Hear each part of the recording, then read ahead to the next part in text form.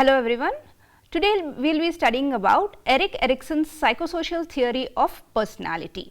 The main objectives of this lesson are to understand the background of Erikson, introduction to the theory, and we will be also looking at the 8 psychosocial stages of personality development. So, under this theory, which is called as Erikson's psychosocial theory for personality development, first we will be looking at the background of Erikson. Erikson was a German-American developmental psychologist and psychoanalyst known for his theory on psychological development of human beings. He was the person who coined the term identity crisis. Erikson had no college degree of any kind, but this lack of formal training did not prevent him from gaining any knowledge in an impressive variety of fields, including psychoanalysis, anthropology, psychohistory, and education. Unlike earlier psychodynamic theorists who served nearly all ties to Freudian psychoanalysis, Erikson intended his theory of personality to extend rather than repudiate Freud's assumptions and to offer a new way of looking at things. His post-Freudian theory extended Freud's infantile developmental stages into adolescence, adulthood, and old age. Erikson suggested that at each specific stage, psychosocial struggle contributes to the formation of personality. From adolescence on, that struggle takes the form of an identity crisis, which is a turning point in one's life that may either strengthen or weaken the personality of an individual. Erikson regarded his post-Freudian theory as an extension of psychoanalysis, something Freud might have done in time. Although he used Freudian theory as the foundation for his life cycle approach to personality, Erikson differed from Freud in several respects.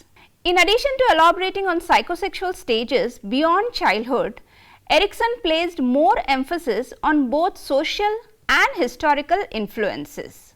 Erikson identified 8 stages, each of which includes a conflict or developmental task. The development of a healthy personality and a sense of competence depend on the successful completion of each task. Erikson was interested in how social interaction and relationships played a role in the development and growth of human beings. Erikson believed that we are aware of what motivates us throughout life and that the ego has greater importance in guiding our actions than does the id.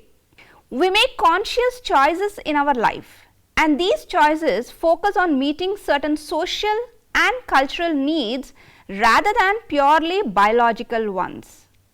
Humans are motivated, for instance, by the need to feel that the world is a trustworthy place, that we are capable individuals, that we make a contribution to the society, and that we have lived a meaningful life. These are all psychosocial problems. While Freud's theory of psychosexual development essentially ends at the early adulthood, Erikson's theory described development through the entire lifespan, right from the birth of an individual until the death. Now, we come into the introduction of the theory. Erikson has a significant contribution in the theories of personality development. The theory of psychosocial development is a well-known theory of Erikson which tries to explain the development of personality which takes place through a series of stages since childhood. The theory of psychosocial development describes the impact of social experience across the whole lifespan. In the process of social interaction, a person develops a sense of identity of oneself. Ego identity is one of the important concepts of Erikson's theory. This is the term given to the conscious sense of self that one develops through social interactions. According to Erikson, this sense of self changes as one goes through the various stages of personality development. In every stage of life, there is new information and experience that are present in one's life. These are the challenges one faces to the sense of self or ego identity. The experience of facing these challenges determines one's ego identity and also shapes one's perception of the whole life. There are challenges which one faces in daily interactions in our society, and how one deals with it forms part of one's personality. In addition to ego identity, Erikson also believed that a sense of competence motivates behaviors and actions. Each stage in Erikson's theory is concerned with becoming competent in an area of life. If the stage is handled well, the person will feel a sense of mastery, which is sometimes referred to as ego strength or ego quality. If the stage is managed poorly, the person will emerge with a sense of inadequacy. Erikson also believed that the ego develops throughout the various stages of life according to an epigenetic principle. This epigenetic principle is a term borrowed from embryology. Epigenetic development implies a step-by-step growth of fetal organs. The embryo does not begin as a completely formed little person waiting to merely expand its structure and form. Rather, it develops or should develop according to a predetermined rate and in a fixed sequence.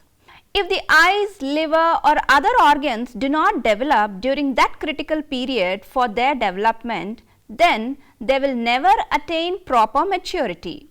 In similar fashion, the ego follows the path of epigenetic development, with each stage developing at its proper time. One stage emerges from and is built upon a previous stage, but it does not replace that earlier stage. Erikson's theory is based on what he calls this epigenetic principle, encompassing the notion that we develop through an unfolding of our personality in predetermined stages, and that our environment and surrounding culture influence how we progress through these stages.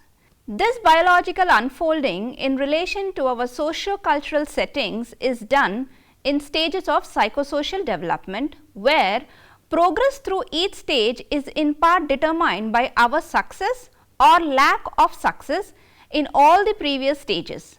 Now, we look into the various psychosocial developmental stages. Coming to the first stage, stage 1, which is trust versus mistrust. This happens approximately from 0 years to 2 years, and in each stage we have an existential question. In stage 1, it is, can I trust the world? This is the first stage of Erikson's theory of psychosocial development. This stage occurs in between birth to 2 years of age of a child.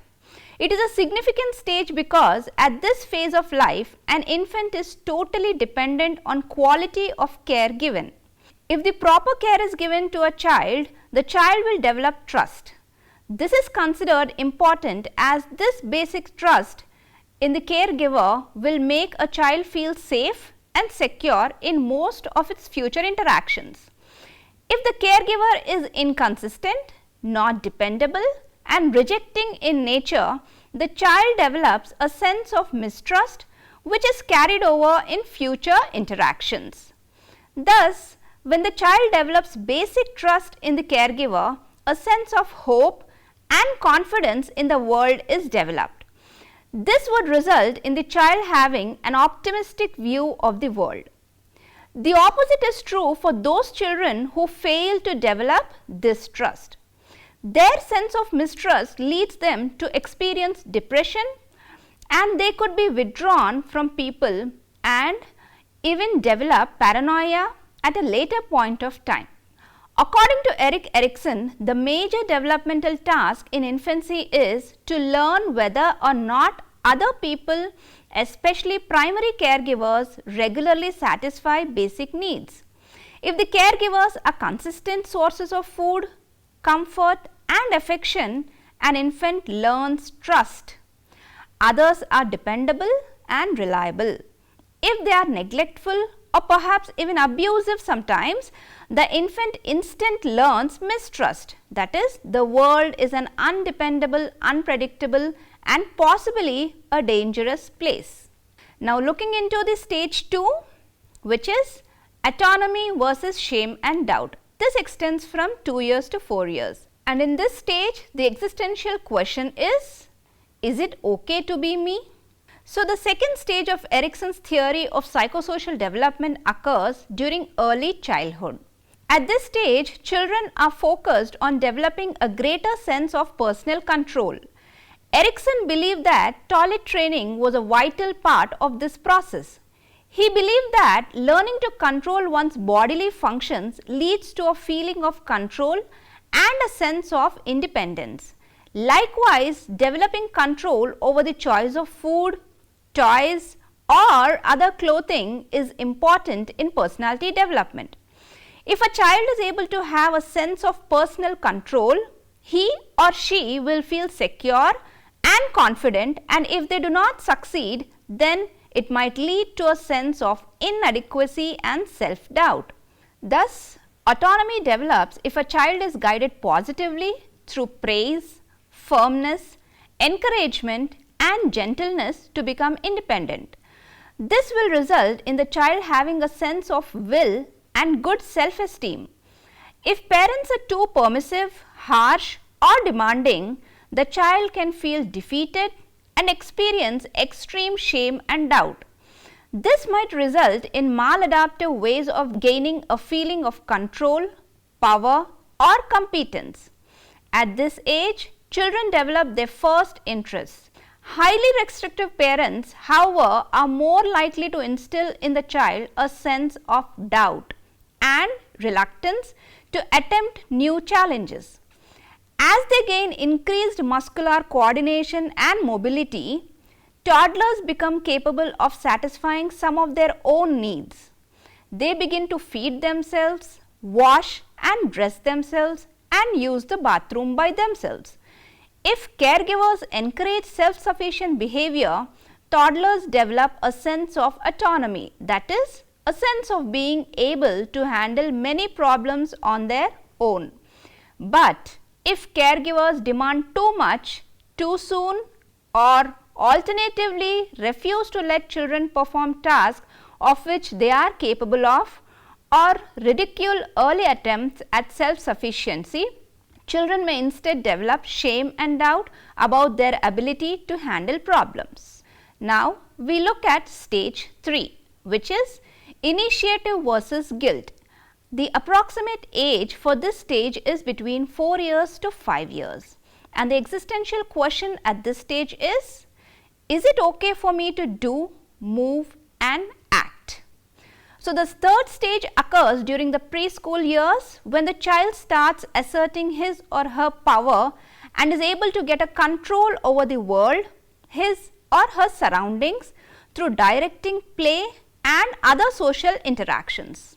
Children who are successful at this stage feel capable and able to lead others.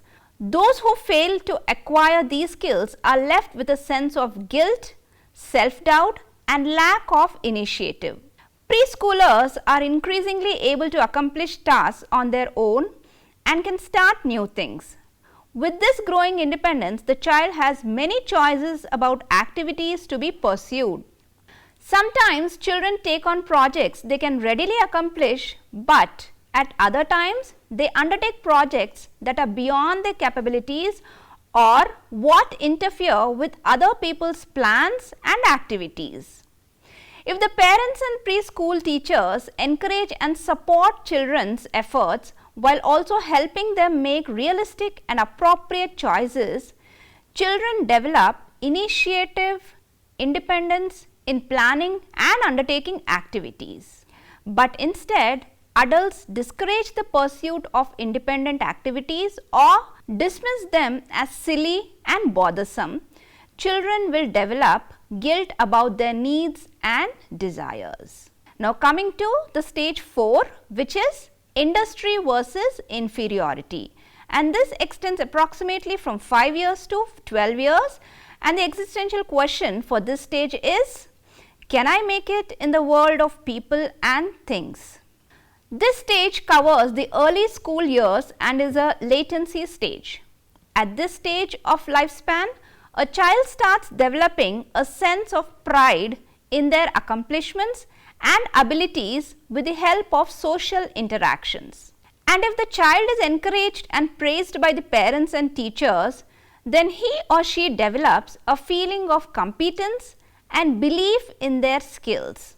Those who receive little or no encouragement from parents, teachers or peers will doubt their abilities to be successful. If caretakers do not support the child, feelings of inferiority are likely to develop, and this might lead the child to become underachiever. Encouraging the child to feel overcompetent might make a child a shallow person, not being able to reflect on personal deficits. Children at this age are becoming more aware of themselves as individuals. They work hard at being responsible, being good, and doing it right. At this stage, children are eager to learn and accomplish more complex skills, that is, reading, writing, and telling the time. They also get to form moral values, recognize cultural and individual differences, and are able to manage most of their personal needs and grooming with minimal assistance. At this stage, children might express their independence by talking back and being disobedient and rebellious. Erikson viewed the elementary school years as critical for the development of self-confidence. Now we move on to stage 5. Here it is identity versus role confusion, and the approximate age over here is 13 to 19 years, and the existential question at this stage is, who am I and what can I be? The fifth stage of development occurs at the stage of adolescence. At this stage, children explore their independence and develop a sense of self. Those who receive a proper encouragement and reinforcement through personal exploration will emerge from this stage with a strong sense of self and a feeling of independence and control. Those who remain unsure of their beliefs and desires will feel insecure and confused about themselves and the future. The adolescent is newly concerned with how they appear to others and who they are becoming. The adolescent cares deeply about what others think about him. He may make choices that are outside of his actual self in order to appear different to his peers. For instance, the adolescent may choose to smoke even if he doesn't truly want to smoke, if he believes it will make him appear cooler to his peers. However, the adolescent does not only care about peer approval, the adolescent also cares about his own life path and where he is heading. The ability to settle on a school. In later stages of adolescence, the child develops a sense of sexual identity. As they make the transition from childhood to adulthood, adolescents ponder the roles they will play in the adult world. Initially, they are apt to experience some role confusion, mixed ideas and feelings about the specific ways in which they will fit into society, and may even experiment with a variety of behaviors and activities. Erikson is credited with coining the term identity crisis.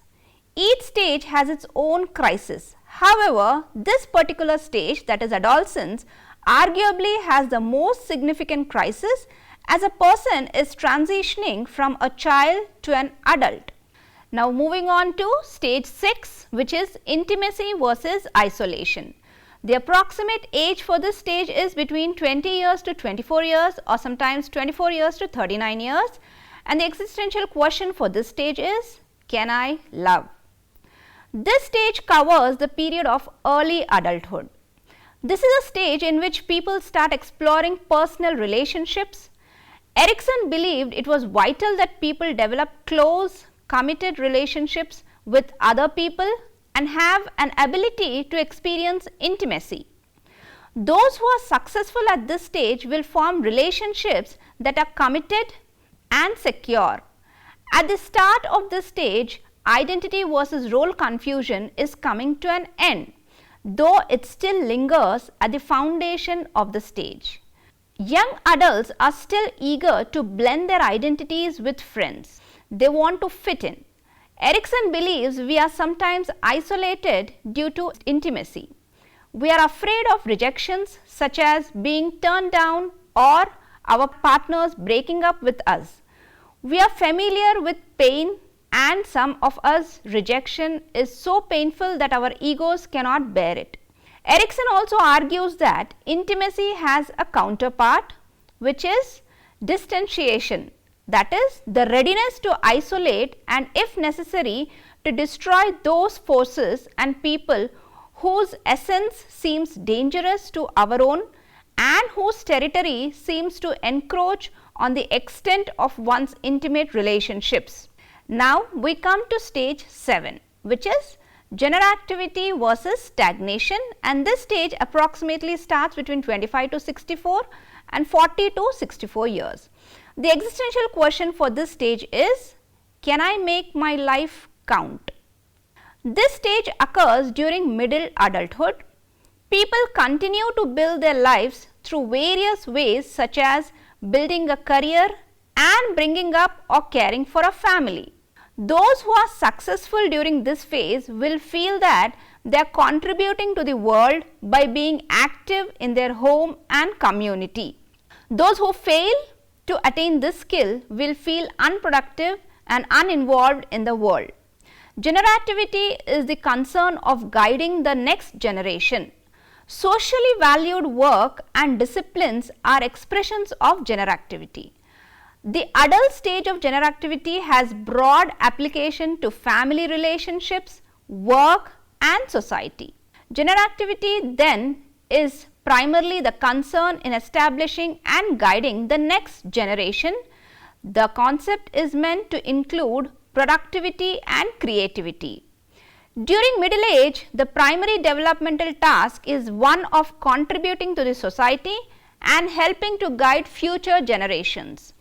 When a person makes a contribution during this period, perhaps by raising a family or working toward the betterment of society, a sense of generativity, productivity and accomplishment results. In contrast, a person who is self-centered and unable or unwilling to help the society move forward develops a feeling of stagnation, which is dissatisfaction with the relative lack of productivity. Now, moving on to the last stage of this theory, which is stage 8, integrity versus despair. This stage starts at 65 years and continues till death. And the existential question in this stage is it okay to have been me? This is a phase that occurs during the late adulthood or old age and is focused on reflecting back on life. Those who face conflicts at this stage will feel that their life has been wasted and will experience many regrets. The individual will be left with feelings of bitterness and despair. Those who feel proud of their accomplishments will feel a sense of integrity. As we grow older and become senior citizens, we tend to slow down our productivity and explore life as a retired person. It is during this time that we contemplate our accomplishments and are able to develop integrity if we see ourselves as leading a successful life. If we see our life as unproductive or feel that we did not accomplish our life goals, we become dissatisfied with life and develop despair, often leading to depression and hopelessness. The final developmental task is retrospection. That means people look back on their lives and accomplishments. They develop feelings of contentment and integrity if they believe that they have led a happily productive life. They may instead develop a sense of despair if they look back on a life of disappointments and unachieved goals. Now, we look into the summary of this theory. We see that Erikson's theory characterizes an individual advancing through the 8 life stages as a function of negotiating his or her biological forces and socio-cultural forces. We see that by and large, Erikson's view that development continues throughout the lifespan is a very significant and has received great recognition in this theory.